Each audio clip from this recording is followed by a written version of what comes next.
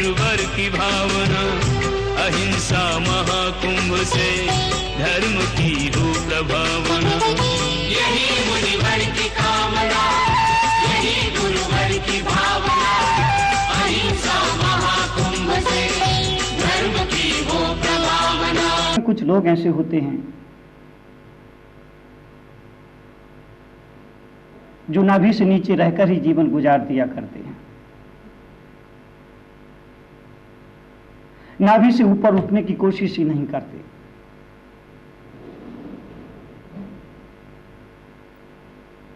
जबकि आपको मालूम होना चाहिए, आपको पता होना चाहिए कि नाभि के नीचे के जो क्षेत्र है वो वासना कामना के क्षेत्र है। इसलिए इस मुल्क का ज्ञानी आचार्य कहता है नाभि से ऊपर उठकर जियो, क्योंकि जब कोई व्यक्ति नाभि से नीचे उठकर के जीने की यात्रा शुरू करता है तो वो आज्ञा चक्र, विशुद्धि चक्र, सहस्त्रार चक्र होती हुई उस ब्रह्मरंध्र तक पहुंचता है जहां से जीवन की परम आनंद का दर्शन होता है, जहां से जीवन की परम सौंदर्य की प्रस्तुति होती है। इस जीवन को पाने के बाद, इस जीवन में आने के बाद, ये सब कुछ अवसर मिलने के बाद अगर आपने नाभि से ऊपर उठकर जीने के लिए प्रयास नहीं किया, पुरुषार्थ नहीं किया, तो समझ लेना कि आपने कीड़े मकोड़े की भांति जीवन जिया है। उस जीवन में कोई सत्य नहीं, उस जीवन में कोई सुख नहीं, उस जीवन में कोई आनंद नहीं। आपने बहुत क्षुद्र जीवन जिया है।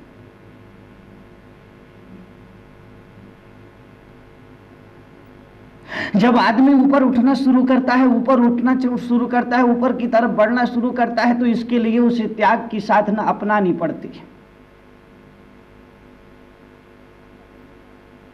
पकड़ने वाला हमेशा डूबता है, छोड़ने वाला हमेशा ऊपर उठ जाता है।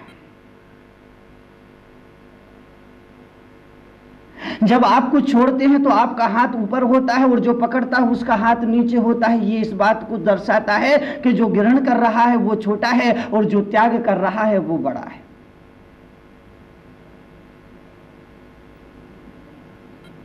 मुझे अगर आपने मंच पर बिठाया है, मुझे अगर आपने सिंहासन पर बिठाया, मुझे अगर आपने उच्चासन दिया है, तो इसकी वजह मेरा त्याग है, मेरी साधना है, मेरी तपस्या है। आप अगर नीचे बैठे हैं तो कहीं ना कहीं आपने कुछ ना कुछ संग्रह किया है, कुछ ना कुछ पकड़ा है। संत को अगर समाज आदर देती है, सम्मान देती है, तो उसके सुंदर चेहरे को देख करके नहीं देती है, उसके बलिष्ठ शरीर को देख करके नहीं देती है, अपितु उसके त्याग को देख करके देती है, उसके सम्मान तपस्या को देख करके देती है, उसके त्याग पूर्ण जीवन को देख करके आदर और सम्मान दिया करती है, नमन और प्रणाम दिया करती है। एक व्यक्ति ने कहा कि मुनिश्री, आप हमेशा ऊंचे चौकी पर बैठते हो और हमको जमीन पर बिठा देते हो, ये तो ठीक नहीं है।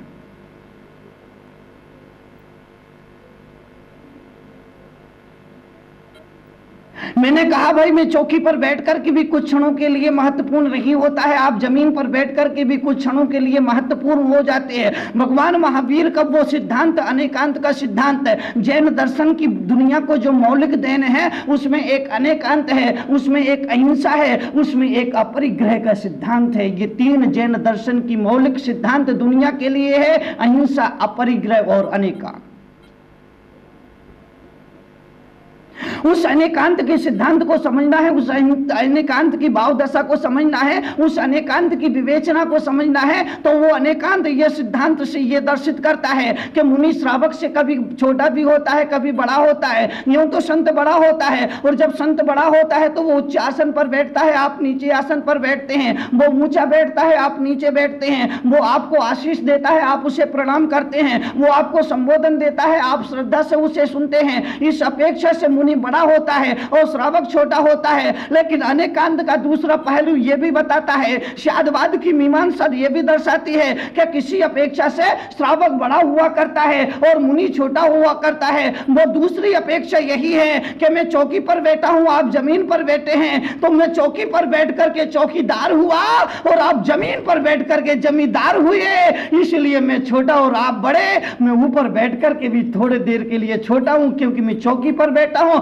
इसलिए चौकीदार हो, आप जमीन पर बैठे इसलिए जमींदार हैं, जमींदार बड़ा होता है। बोलो, तुम्हें चौकीदार बनना है या जमींदार बनना है? आप कहोगे महाराज हम तो जमींदार में ही खुश हैं। यही वो अनेकांत है आज जिसको दुनिया को जरूरत है, दुनिया को आवश्यकता है। भगवान महावीर के द्वारा प्ररूपित जैन दर्शन का सार्वभौमी सिद्धांत अनेकांत और शादवाद अगर दुनिया समझ जाए और उस पर चलने लग जाए तो हमारे समाज में जितने टकराव और बिखराव है वो सारे टकराव बिखराव खत्म हो जाए। अपनी अपनी मान्यताओं को लेकर आदमी जिए, लेकिन इस बात को जरूर स्वीकार करे कि सामने वाले में भी सत्य का दर्शन हो सकता है, उसमें भी सच्चाई हो सकती है। मैं हूं वही सत्य नहीं है, कहीं अन्य भी सत्य की संभावना है, उसे भी सत्य को स्वीकार करना चाहिए, उसको भी स्वीकार करने का साहस जुटाना चाहिए। तो छोड़ते चलो, छोड़ने पर विश्वास रखो, क्योंकि कहा है त्यागात शांति। जीवन में अगर शांति चाहिए, जीवन में अगर अनुभूति चाहिए, जीवन में अगर आनंद की यात्रा पर निकलना है, जीवन में अगर संस्कारों को शंखनाद करना है, तो जीवन में त्याग को अपनाना पड़ेगा, त्याग की पगडंडियों पर चलना पड़ेगा, थोड़ा थोड़ा छोड़ना पड़ेगा, पकड़ने की आदत से बाज आना पड़ेगा। जब आदमी छोड़ने के लिए तैयार होता है तो वो कुछ उपलब्ध हो जाया करता है। इसलिए कहा दान 4 प्रकार 4 संग को दीजिए। 4 तरह का दान होता है, आहार दान, औषध दान, ज्ञान दान और अभय दान।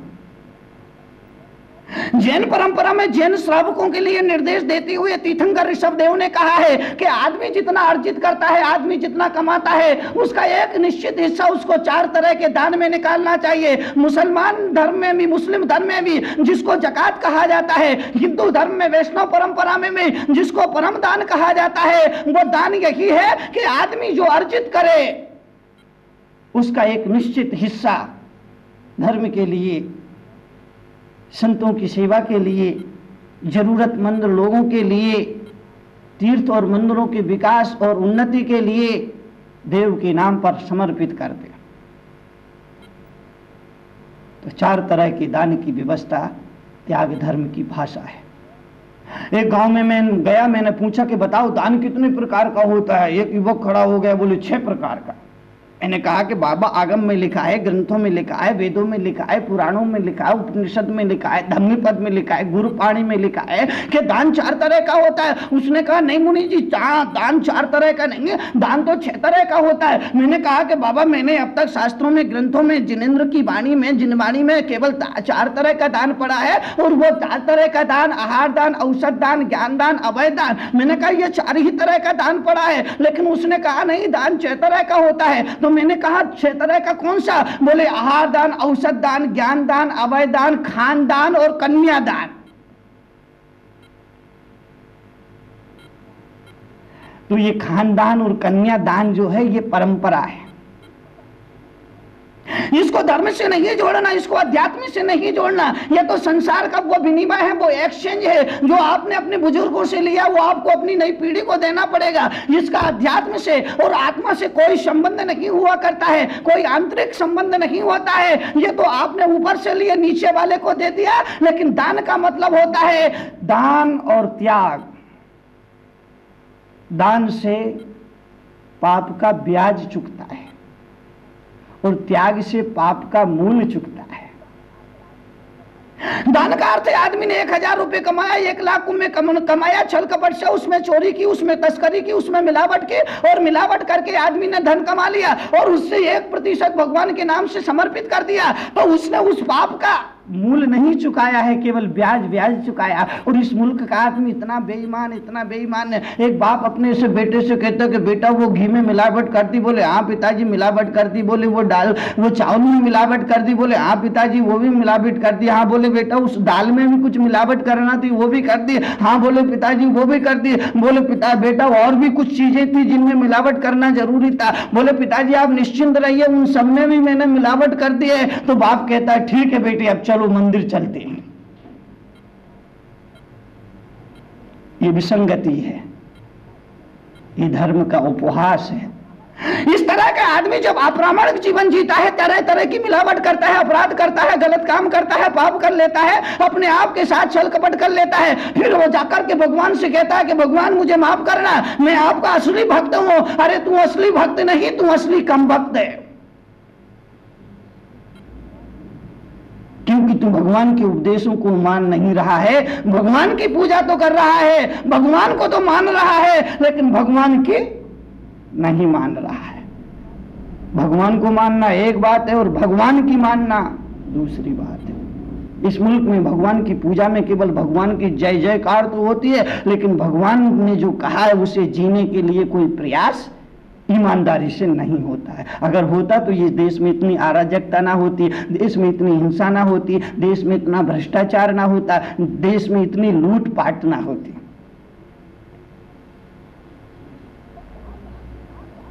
तो चार दान प्रकार, चार संघ को दीजिए। दान चार तरह का होता है, चार संघ को देना चाहिए, मुनि को, आरिका को, श्रावक को, श्राविका को। ये चार संघ निरूपित किए हैं। इन चार संघ को दान देने के बाद जीवन के श्रावक में उन्नति होती है, जीवन के श्रावक में प्रगति होती है, जीवन के श्रावक के जीवन में कल्याण होता है, उसके जीवन में प्रकाश की किरण फूटती है और उसके जीवन में कल्याण का मंगलाचरण होता है। लेकिन उस दान को देने से पहले एक बात जरूर ध्यान रखना चाहिए कि दान गुप्त होना चाहिए। दान और स्नान गुप्त होना चाहिए। तुम स्नान करते हो ना, तो कहां करते हो? ईमानदारी से बताना। स्नान आदमी करेगा तो गुप्त करेगा, एकांत में करेगा, बाथरूम में करेगा, कमरा बंद करके करेगा, दरवाजा बंद कर करके। ऐसा मूर्ख आदमी भी मैंने नहीं देखा है जो अपने घर की छत पे खड़ा होकर चिल्ला के कहता हो कि होली मोहल्ले वालों देखो मैं स्नान कर रहा हूं। है कोई ऐसा आदमी आप में से जो घर की छत पे खड़े होकर पहले डिंडोरा पीटता हो, पहले विज्ञापन करता हो, पहले आवाज देता हो कि देख लो जरा मैं खड़े होकर स्नान कर रहा हूं, या किसी चौराहे पे खड़े होकर के चिल्ला करके फिर स्नान चौराहे पर करता हो? ऐसा आदमी नहीं है, और हो तो वो पागल कहा जाएगा। आदमी जब स्नान एकांत में करता है, गुप्त करता है, तो स्नान और दान हमेशा एक जैसे हुआ करते हैं। दान भी गुप्त होना चाहिए। अगर इस हाथ से आप दान दे रहे हो तो इस हाथ को पता नहीं लगना चाहिए। आपने दे दिया, कहते ना नेकी कर कुएं में डाल। इसका मतलब है अच्छा काम हमेशा गुप्त होना चाहिए। उसका विज्ञापन मत करो, उसका डिंडोरा मत पीटो, उसका इश्तेहार मत करो। अरे दान छपा कर नहीं, दान छिपा करके देना चाहिए। लेकिन आदमी तो छपा कर देता है। 10 रुपए का दान करता है और 20 लोगों को बताता है, 20 बार डिंडोरा पीटता है। 10 रुपए का दान करके 20 लोगों को बताने की मानसिकता गलत है, आगम विरुद्ध है। उस तरह का दान नहीं होता है। वो अहंकार के लिए दिया गया है, वो ख्याति लाभ के लिए दिया गया है, वो अपनी पूजा को बढ़ाने के लिए दिया गया है। प्रभु की भक्ति से उसका कोई तात्पर्य नहीं है और समर्पण में उसकी कोई भावना नहीं। आज हमारे समाज में ये बुराई बहुत तेजी से बढ़ती जा रही। मंदिरों में देखना दीवारें भरी पड़ी है दातारों के नामों से, सफेद संगमरमर में काले काले अक्षरों के कारनामे लिखे।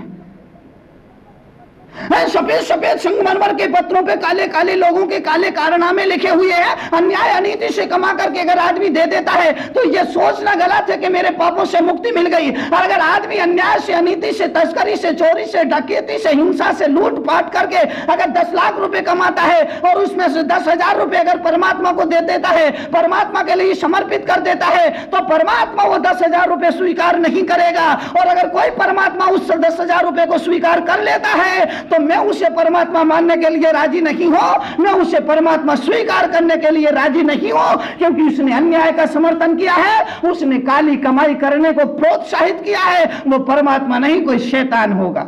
उस आदमी का मिला जुला कोई आदमी होगा, उसमें पार्टनरशिप होगी उसकी। तो मंदिरों की दीवार भरी होती है। मैं एक तीर्थ पर गया, वहां मैंने देखा कि वहां जगह नहीं थी लोगों के नाम लिखने के लिए। तो मंदिर की जो सीढ़ी थी उस सीढ़ियों पर ही नाम लिखे थे।